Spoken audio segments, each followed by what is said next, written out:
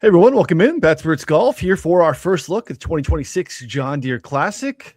Bonus golf here on this Monday, though a little bit anticlimactic with Victor Hovland taking down Scottie Scheffler in the first playoff hole there at Cromwell, Connecticut. TPC River Highlands Run never disappoints. How are we doing today? Yeah, doing well. Poor Scottie. That's all I can really say. You know, the king of the runner-ups now. I just love seeing Victor get the win though, because he's one of those guys. We all see it on social media how hard he works and how hard he cares like about his swing and about the game. And so I think it's always great when we get those guys when they're rewarded. And so, but yeah, you know, I love the Travelers as well. You know, I love the scoring aspect of it. I know some people would call it a birdie fest, but I think there's just so much nuance to the course. And, you know, you got that finishing stretch where, you know, there's so much risk reward on that short par four. But yeah, nine. Do what? The whole back nine's great. Yeah, I think it is. And so, and then we moved this week. I think there's a lot of similarities, you know, with the Travelers and TPC River Hounds with Deere Run this week, you know, a very similar course. So obviously we do not have the field strength, but it's actually pretty decent compared to other years, you know, for the John Deere. Yeah, it is. It's a maybe depending on where this ends up in the, you know, championship tour and the Challenger tour, I would expect this is probably the last great field we see for TPC or Deere Run, which is kind of a bummer. Because I agree with you. You know, this gets like it's got like a weird, I don't know, like people assume this course is, I don't know. It's actually a really neat course. I think there's a lot of actually fun risk reward holes here. Yeah, it's a fun golf course. I agree with you. Like this year was a little bit different. We had a lot of rain leading in. We obviously had rain in tournament. You know, you play lift, clean, in place. That's going to do some stuff for these guys on a 6,800 yard course, which we saw. But I think we see sometimes TPC River Highlands punch back a little bit because there are bogeys out there, right? Like, you know, yes, there are birdies, and you have, you know, a bunch of, you know, we have a 58 there. We get some 59. Cam Young went 59 last year. Scottie goes 60 this year. So you have that. But you also have a bunch of like, you know, holes where if you miss the fairway, there's a decent missed fairway penalty. There's some water in some places where you can throw up some numbers. It didn't happen this year as much, but like we've seen some 15 under winners in Cromwell. So we'll see what happens moving forward. But I think a fairly strong field for this year's John Deere. Top of the board is decent, right? It's not an elite field in terms of the upper echelon guys. They're not here. But, you know, through that top stretch, it's actually really not that bad. We can bring up the odds board here to get started, courtesy of SharpStack here over at 444. Great EV tool if you're looking to bet other sports. Lots of great stuff, including a great odds board here. But you can see, you know, to your point, Chris Gotterup, Ben Griffin here at the top. You know, is right around 15 on FanDuel for both of those guys. Keith Mitchell as high as 22. Keith Mitchell playing great golf. Keegan Bradley's here. Jackson Coivin, which we'll obviously have to unpack. If people hated the 27 and open, guess what? It's the only one left on the board. We've smashed down to 20 in some spots for Jackson Coivin. JT Poston, a former winner here, is playing some really good golf. He's there around 27, 28. Jacob Bridgman, Jordan Spieth, Eric Cole, another one playing really good golf there at 33. Pearson Cootie, Tom Kim coming off of a strong showing there at the U.S. Open. Michael Thorbjørn at 35. Ricky's here short of 40, although you could find a 40 on Fanatics. Sanjay, Matt Wallace had a second place last week on the DP World Tour. Doug Gim, Michael Brennan, Max Gracerman, Hisasune, Davis Thompson, all kind of right around 50. Davis Thompson, again, a 28 under, winning here a couple of years ago. So again, it falls off pretty quickly, but this top of the board here is not too bad. And I think at a course where we can get into it, a lot of different styles can win this golf course or this golf tournament. There's a lot of interesting but nondescript features of TPC or Deere Run. So tell us about the course. So yeah, you summed it up pretty well there. You know, I think it's when you watch it on TV, you know, you see the rolling terrain, you have these dramatic elevation changes, very picturesque course. So we have, you know, just over 7,300 yards, par 71. So kind of on the longer side, but it's far from a bomber's paradise. You do have wide fairways, but similar to TPC River Highlands, you have very thick rough. So we're looking at 4-inch bluegrass rough here. And so accuracy is, for me, is the name of the game this week. Obviously off the tee and even on approach. It's kind of one of those courses where it's pretty, when you look at the strokes gained categories, yes, it is on the easy side. It is a birdie fest. But you have, kind of these thick, rough areas around the greens where it's actually difficult. One of the most difficult courses actually from the rough around the greens. But yet, greens and reg are pretty high. Hit fairy percentage is pretty high. So, I think there is some signal with being strong around the green this week. But again, these are also probably the top 5 easiest greens on tour.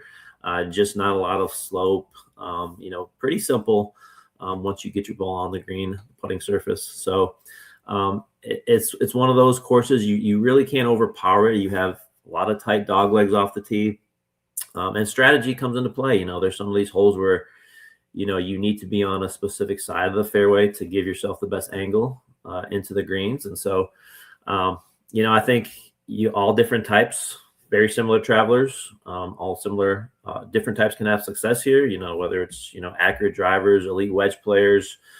You see a lot of strong putters on the winner list here, going back to guys like, of course, Brian Campbell. Still don't know how he's won twice, but, I think that's one of the great things, one of the best trivia questions PGA related. But, look at JT Poston, obviously Jordan Spieth, Brian Harmon, Zach Johnson have all kind of fit that mold of, really good, wedge player, putter, strategic around the course. So you're going to get a lot of birdie opportunities. Rabbit hole, great week to look at. Scoring ops, birdie or better. And you have only 3 par 5s, but they're all in the 550 to 600 range. And so I think one of the things interesting to take a look at is par 5 scoring from that range specifically, which we can do in the rabbit hole, because you're going to need to score on those 3 par 5s. Yeah, you're going to take advantage. If you look at the holes, I mean, it's difficult, relatively, I would say difficult, I guess. But your par 3s are playing over par, which is, not super uncommon. You just have the 3 par 5s, as you said here. The second hole playing a half shot under par. You got to take advantage of that one. 10 plays a little bit harder, stretched out to almost 600 yards. And then same thing, 17 is giving away birdies at a pretty high clip, 45%. So you got to take advantage of those. So yeah, it is a interesting, I think, challenging event to handicap, because you really can't pinpoint a specific type of player. You really, I think, just have to find someone that's coming in some recent form or puts it together for the week. As you can see, Brian Campbell getting it done here last year in a playoff against Emiliano Grillo, bleeding strokes off the tee. But it didn't matter because he was pretty awesome everywhere else. And, that is, I think, a unsustainable recipe for the most part, right? I wouldn't necessarily discount off the tee play, because you go, hey, Brian Campbell did it last year. This is kind of an outlier there historically. So get into some of the details. As you said, driver usage trended up a little bit last year, but for the most part mixed. Like you said, even though it kind of can play a little bit longer, there are some forced layups. You did have a decent amount of 320 plus yard drives there last year. Accuracy, good drive percentage, all that a little bit higher than normal. When you get into the approach ranges, as you highlighted there too, greens and reg higher than a standard PGA Tour average event. From the fairway, same thing. The rough, same. It's all a little bit easier. You said going for the green. Actually, going for the green hit rate is pretty high. Again, 3 of those opportunities, but you have to take advantage of those, because those are birdie holes for sure out on this place. Approach shot distribution is, again, kind of flat across the board. There's nothing that's like a huge jump. You got a little bit of an uptick from 50 to 125, but nothing, I think, that you should be going out of your way to pinpoint or handicap differently. You see a little bit less from the, at least last year, which is weird. Like, were there any weather specific things last year that I'm missing off the top of my head from any of your notes? Not that I remember it was a little bit soft. And there, again, with the heat wave coming, especially to the Midwest this week. They're going to have to water those greens so they don't die. So not expecting it to be super soft because there's not much rain really in the forecast, but yeah, nothing specific last year really. Yeah. And so just none of these buckets are all kind of flat. I don't know that there's any signal in some of the, 125 to 150 dip that we saw last year compared to where it's been. Because last year, again, essentially it was PGA Tour average after it being one of the higher spots. So we do typically see a little bit more from like sub 150 in the standard PGA Tour event, but nothing that's, I think, crazy. You talked about around the green play here. I think we have a little bit more of the thick rough than we do with the short grass, but again, slight, nothing that I think is hugely problematic or anything that I would want to weigh heavier than normal in a model, but to each their own. I think it could matter a little bit. Putting, you can see here, you got to make them. You're going to give yourself some more birdie looks, but nothing, again, everything, again, pretty flat across the board. We go into the scoring range section. We saw kind of, again, the Davis Thompson one kind of stands out. He won at 28, but you look at the last couple of years, Campbell at 18, Sepp, Poston, 21, Glover's there at 19. You're kind of in that 20 range, whereas the 2024 Davis Thompson year kind of stands out as a little bit of an outlier, whereas it played significantly easier than most of the other years. So the birdie rate north of 25%. But again, trying to pick a winner, you got to make them. Birdies are on the menu. Yeah, in the Thompson year, that's when it did rain a ton, and so it was really soft that year. So, yeah, we've seen at least 18 under every year, but that was an outlier. Yeah, kind of middle up there. You can look at the tournament cheat sheet as well if you want to get a sense of what we're talking about, just short-term rolling form before going into the rabbit hole and digging around. You can get a sense of just who's playing well as of late. You can mess around with the time frame here as well. Just want to see some recent stuff and get a glance at recent form and recent finishes. And again, some guys haven't played for a little while because some of the, a lot of the field hasn't been eligible for some of the bigger events leading into this. So you can get that too. And then course history. Is this a course history spot for you? Because we have a lot of weird situations where guys have popped out of nowhere with bad course history here, or have shown some decent course history and then fallen off. So for me, not a great course history, but in terms of course history, corollary courses, where are you leaning on that this week? Yeah, just in straight course history, it is one of probably I can't remember the rank, but in the top 15 least predictive. And it is interesting because, you do see guys like, Denny McCarthy, who I'm always a sucker for here. And, he did play good last week as well.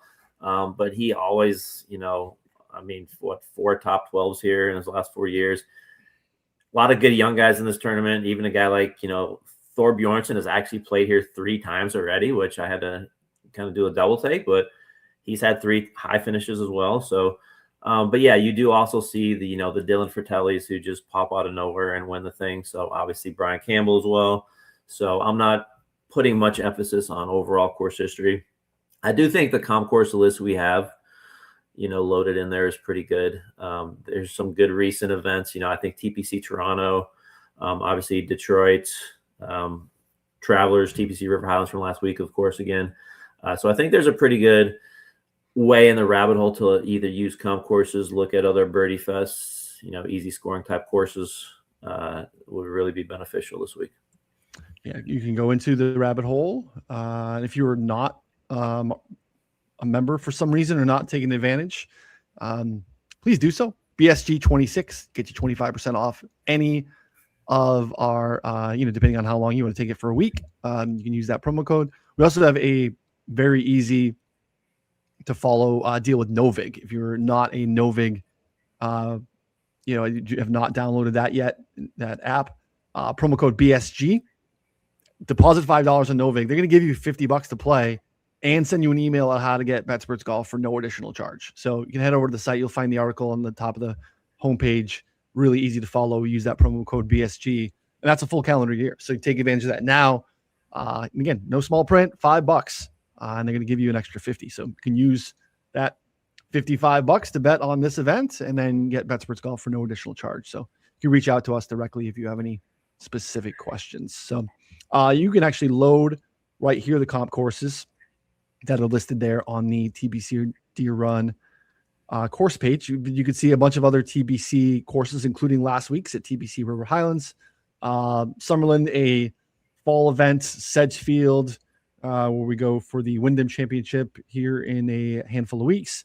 Detroit, Twin Cities, both on deck here soon. Keene Trace, which is the old Barbasol, I believe. Oakdale, which is one of the rotational Canadian Open courses. Craig Ranch, and then obviously TPC Toronto, where we just were a couple of weeks ago. So if you wanted to look here, we'll look here the last 2 years, because you get a lot of these guys playing these events because they can. Maybe not TBC River Highlands now, but a handful. Last 2 years, you can see actually a fairly, I took all the comp courses off. Fairly decent sample, I was going to say, for Ben Griffin.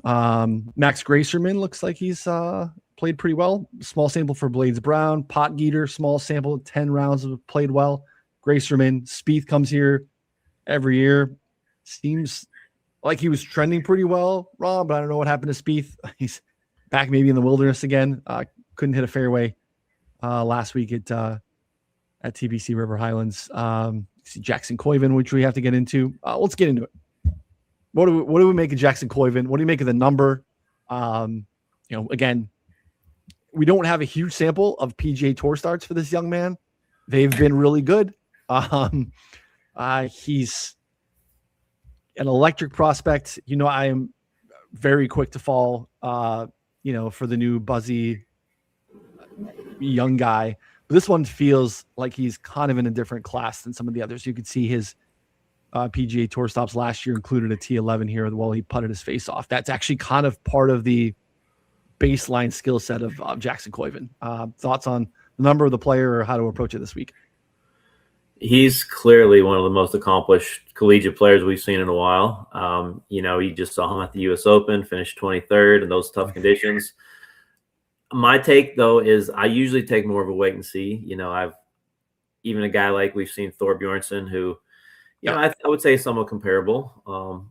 We've seen it take him a little bit of time, and he's still looking for his first win. So I'm not really one who's going to jump on these guys, especially at a number like that. Maybe at 35, 40, I would be interested.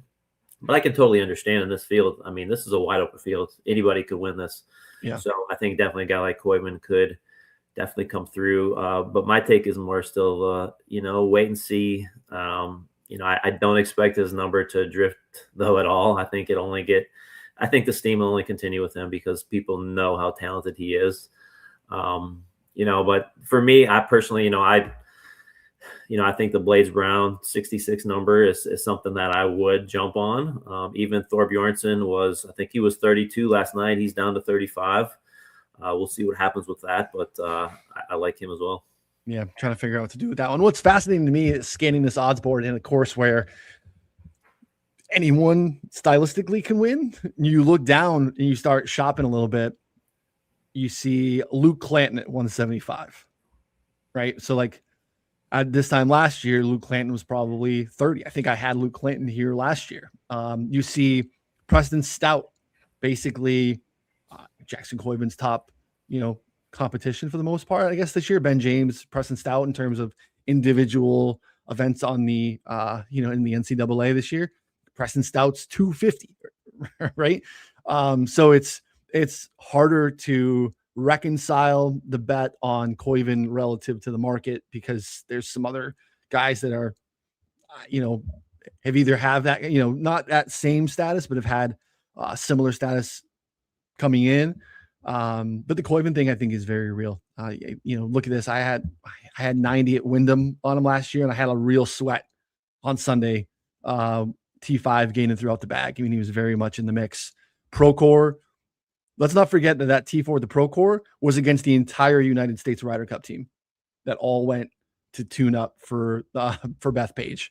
So there's a lot to like here about this young man. And the T23 at Shinnecock is very, very impressive. So it's just kind of your overall philosophy. I understand why people would just laugh at anyone betting it. And then I also understand at the same time why anyone's clicking it. So it is kind of a fascinating thing this week. So I'm interested to see what happens from DFS. I won't be participating in DFS this week. I'm going on vacation, so I'll be out of the mix, but I'm very interested to see if, there's going to be people going completely overweight. And I think some people just cross them off just to get a sense of where his price is and what's going to happen with that one. So I think that's going to be an interesting thing to see how this week plays out. So he's talented, man. He's going to be fun to watch, because I do think he's maybe a gear up from the Ludwigs, the Thors, in terms of his individual accomplishments in the NCAA. So fascinating stuff this week. But yeah, it's hard to be like, yeah, Preston Stout's 240, 250, and just won the individual competition just a couple weeks ago. And the thing with Coivin is there's not really any weaknesses in his game. Like, you look across the board, he's a terrific putter, which a lot of young guys struggle with, and the ball striking is just fantastic. So, yeah, I definitely don't blame anyone for jumping on. Yep. You can look, he was T11 last year here and did so much with his putting, but like the putting has always been great. And it's just kind of, it's just kind of his MO, even in college. Like he's heard him talk about it. Like, him and his dad, like his goal, he wants to be the best putter on the planet, and spends an insane amount of time, putting. And it's like, well, yeah, that makes sense. Not that the other guys don't. He's not the first guy to spend a lot of time practicing putting. He's not the first guy that wants to be the best putter. I'm not pretending that that's the case, but in a spot like this where you can get away with being a bad putter, you can also be Denny McCarthy and show up here and putt lights out and consistently contend because you're such a great putter. So, it is kind of part of the build for Coivin, which I think is interesting. So if you thought you were getting a 30, it's just not happening. So, all right, we did comp courses here. What else should we look at here to go through the rabbit hole to set people up here this week? So there's a ton of different ways you could look at this from a Birdie Fest perspective. Whether you want to go easy scoring courses, but I think just how easy the course is from a ball striking perspective. I think going into off the tee and approach and selecting easy through average, just so you're, again, like we usually do, knocking out all those difficult courses.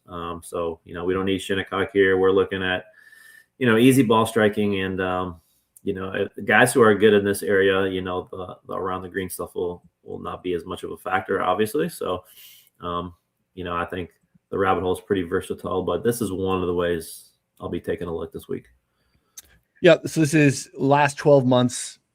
Like Ron said, we're looking at easy ball striking. So off the tee approach, we took out anything that's difficult or very difficult. And you can see a mix of samples, but the young guys at the top with Jackson Coivin, Blades Brown, smaller sample. Then you get Chris Gotterup again, sitting at the top or near the top of the odds board here. That's why I know, again, small sample, Ben Griffin. So again, your top two guys on the odds board are right here, taking advantage of that. Yellow Miraju, increasingly larger sample. Ricky Fowler, Johnny Kiefer, Mac Meisner, Garrick Higo, Jackson Suber, who's also way down the odds board this morning in some books, which I thought was pretty surprising. Now, can he close? I'm not so sure, but he's playing some pretty good golf. Thor here. Those guys are all gaining at least a stroke total in easy ball striking setups. You want to look at ball striking specifically, who's done their best work there. Again, Blades Brown, Johnny Kiefer, Yellow Miraju, Rico Hoey, again, captain of Team No Putt. Ben Coles right there, honorary member, smaller sample, but Ben Coles struggles to putt, but the ball striking has been good. Recent form's been pretty good too. Rumor has it there's some triple digits out there on a Ben Coles on a Monday morning.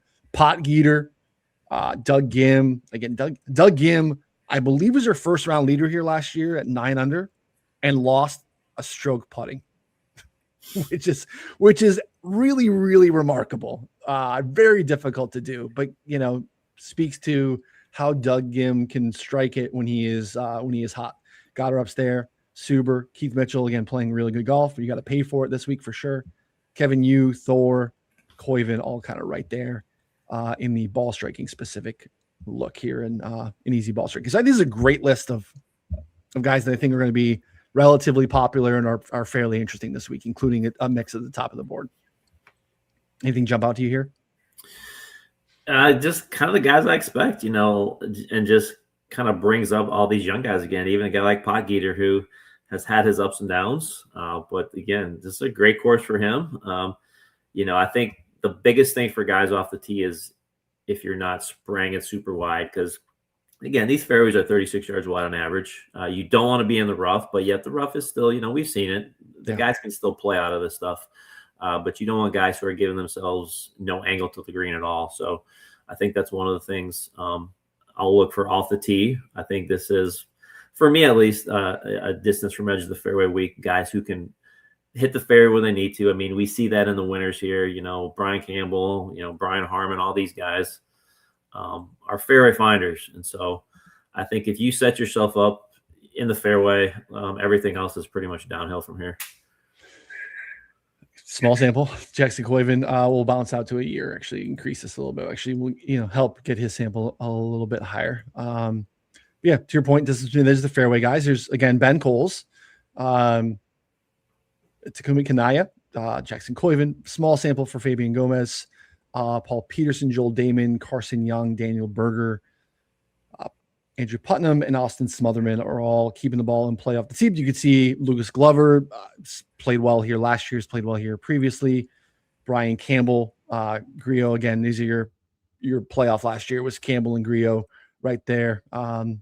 Zach Johnson's here all the time. So posting a former winner here. So again, to your point, keeping it in play off the tee, a little bit more important in terms of off the tee play than driving distance. So again, when you can mix in driving distance and distance from the fairway, that plays pretty nicely. Again, there's one guy in green here in both of them. So not dispelling any helium that is coming here. So again, small sample, admittedly, for a young Jackson Coivin here. So I agree. I would think I lean more into keeping it playable off the tee than anything distance wise. So from an approach standpoint, anything in particular? You mentioned scoring opportunities.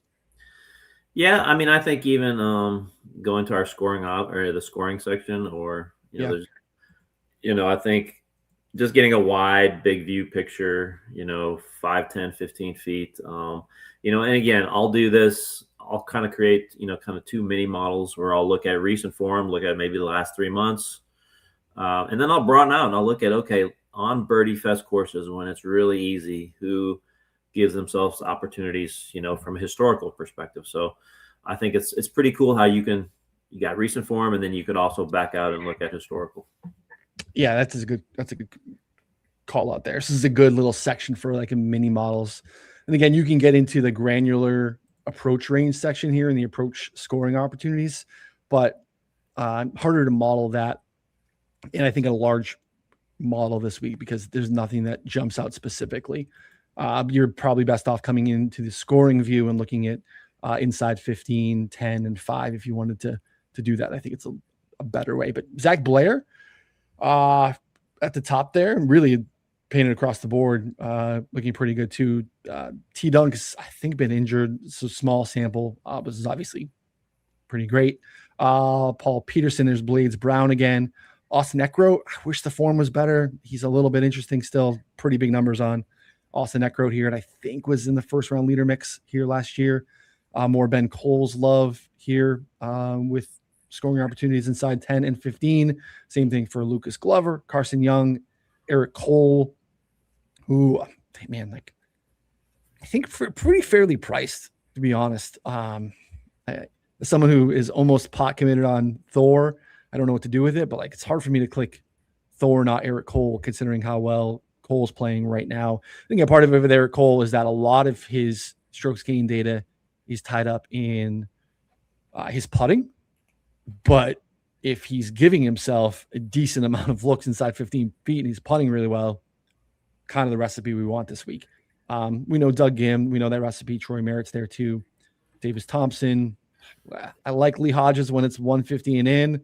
It's a good Lee Hodges week. He's going to keep himself in the mix there. Tom Kim obviously showed up pretty well there at Shinnecock. But I think it's a good week for looking here, like you said, at kind of a broader brush of scoring opportunities inside 15 than anything in the approach range bucket. But it matters, especially if you're betting outrights. You're trying to find a winner here.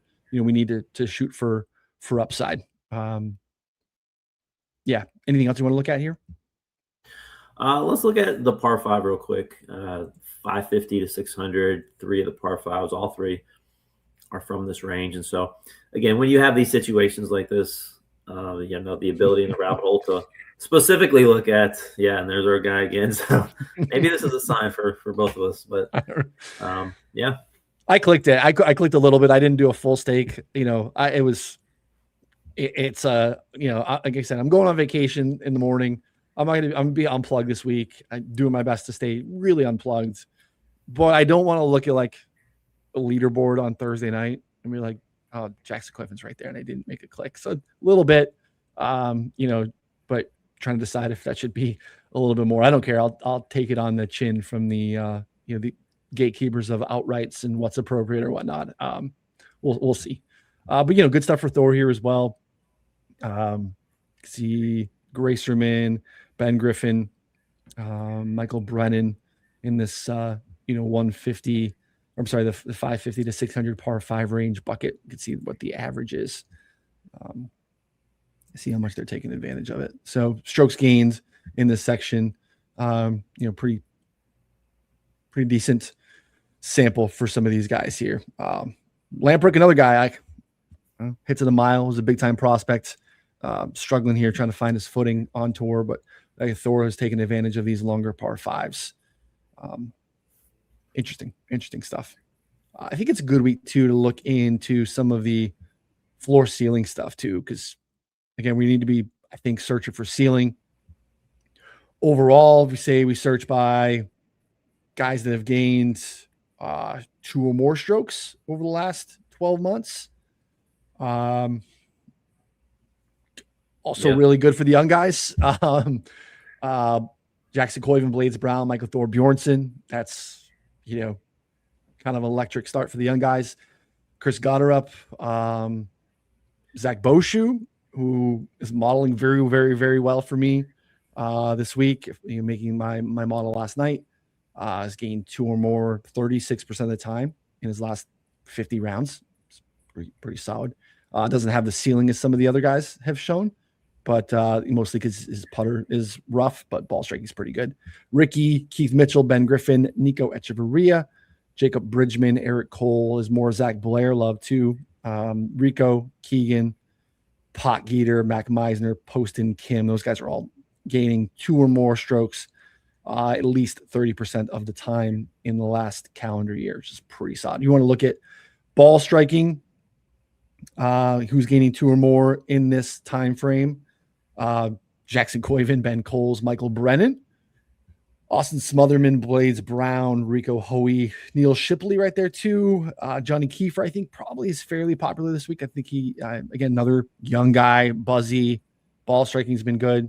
Again, more of the Boshu love, Mitchell, Gotterup, Thor, Yella Miraju, Pot Geeter, Suber. So again, we're seeing some names over and over and over again, even though we're looking at ball striking, total, some different filtering. We're seeing some common links here throughout. So fascinating. Yeah, sample size isn't huge, but I think it's fair to say these young guys bring an enormous ceiling to this event, especially with how easy it is. And so, even in DFS, you could literally build a lineup of all these guys and just play a young studs lineup, and you probably do fairly well.